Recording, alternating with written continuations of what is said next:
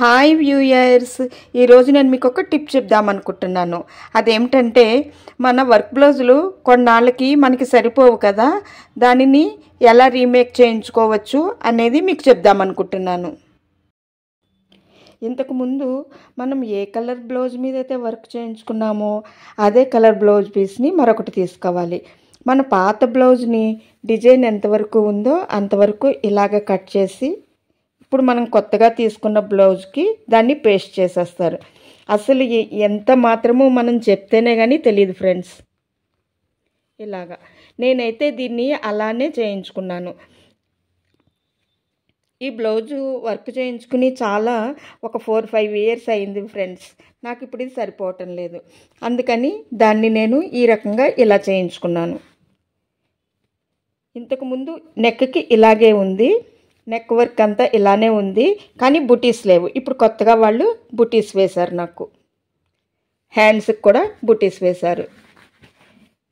అంతకుముందు బ్లౌజ్కి హ్యాండ్కి ఏ వర్క్ అయితే ఉందో ఆ వర్క్ని అంతా కట్ చేసి మళ్ళీ ఈ హ్యాండ్కి పేస్ట్ చేశారు. అలా చేసిన బ్లౌజ్ ఏమీ దలసరిగా కూడా ఏమీ లేదు. మీకు దగ్గరికి చూపిస్తాను, అర్థమవుతుంది.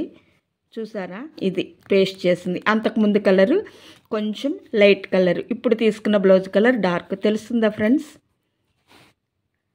మనం వర్క్ చేయించుకున్న బ్లౌజులు మనకి సరిపోవట్లేదని బాధపడిన అవసరం లేదు.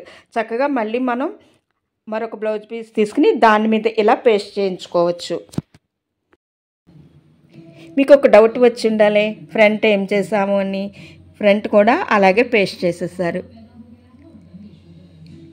ఇలా చేయించుకుంటే ఫ్రెండ్స్, మనం ఎంతో ఖర్చు పెట్టి చేయించుకున్న వర్క్ బ్లౌజుల్ని తిరిగి మళ్ళీ మనం వేసుకోవచ్చు. ఇలా మనం రీమోడల్ చేయించుకున్నా కూడా ఎవరికి కూడా ఏమీ తెలియదు ఫ్రెండ్స్. మరి ఈ టిప్ మీకు బాగా ఉపయోగపడిందా? మరైతే నా ఛానల్కి ఒక లైక్ వేసి షేర్ చేసి సబ్స్క్రైబ్ అవ్వండి. ఇలాంటి మరెన్నో విషయాల్ని నేను మీతో షేర్ చేసుకుంటాను.